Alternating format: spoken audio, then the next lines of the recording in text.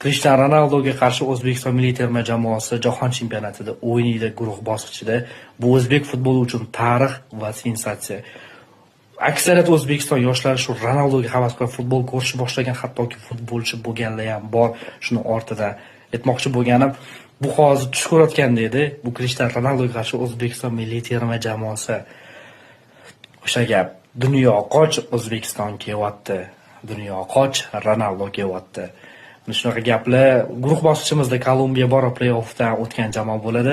Va bitta savollarni qiziqtiryapti. Mana futboldagi ko'miyam Krishtianu Ronaldu, lekin bu O'zbekiston milliy terma jamoasi. Shunchaki bu futbolni ko'rish, bu hech qaysi xayolimizga kelmagan. Men lekin ko'p marotaba takrorlaganman. O'zbekistonda Portugaliya tushib qolsa nima bo'lar ekan? Ana endi ko'ramiz jahon chempionatida. Shunaqa gaplar Portugaliya va O'zbekiston. Siz kimga muxlislik qilasiz deb o'tirmayman. Bu o'yinni ko'rib mazza qilish kerak.